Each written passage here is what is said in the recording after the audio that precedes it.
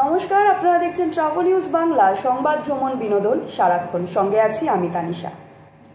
Voter তালিকার বিশেষ নিবিড় সংশোধন ঘিরে রাজ্য রাজনীতিতে ফের উত্তাপ। বৃহস্পতিবার দুপুরেই মুখ্য নির্বাচন কমিশনার জ্ঞানেশ কুমারকে চিঠি পাঠিয়ে প্রক্রিয়া স্থগিতের অনুরোধ করেছিলেন মুখ্যমন্ত্রী মমতা বন্দ্যোপাধ্যায়। সন্ধে নামতেই তার সেই অভিযোগকে ভিত্তিহীন বলে আক্রমণ করে 4 পাতার দীর্ঘ পাল্টা চিঠি পাঠালেন বিরোধী দলনেতা শুভেন্দু অধিকারী। শুভেন্দুর দাবি, শুধুমাত্র নির্ভুল ও স্বচ্ছ নির্বাচন নয়, ভারতের গণতন্ত্র রক্ষার জন্য ও এসআইআর প্রক্রিয়াকে অব্যাহত রাখা জরুরি। মমতার চিঠির জবাবে তিনি হাইকোর্টের নির্দেশে মুকুল রায়ের বিধানসভা সদস্যপদ বাতিল হওয়ার বিষয়টিও তুলে ধরে অভিযোগ করেন, ভোট চুরির পাশাপাশি নির্বাচিত জনপ্রতিনিধি দখল করাও মুখ্যমন্ত্রীর রাজনীতির ধরন।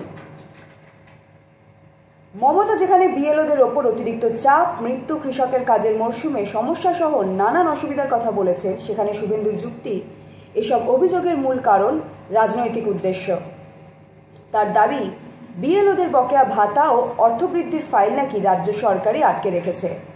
তাই ভুয়ো ভোটারদের সুরক্ষা দিতেই মুখ্যমন্ত্রী এসআইআর বাধা দিতে চাইছেন। গত 3 মাস ধরে মুখ্যমন্ত্রী বিএলওদের কমিশনের নির্দেশের বদলে ভোটের পরে রাজ্যের মুখ্য নির্বাচনী আধিকারিক মনোজ আগরওয়ালের বিরুদ্ধে মমতার দুর্নীতির অভিযোগে নিয়েও প্রশ্ন তোলেন তিনি।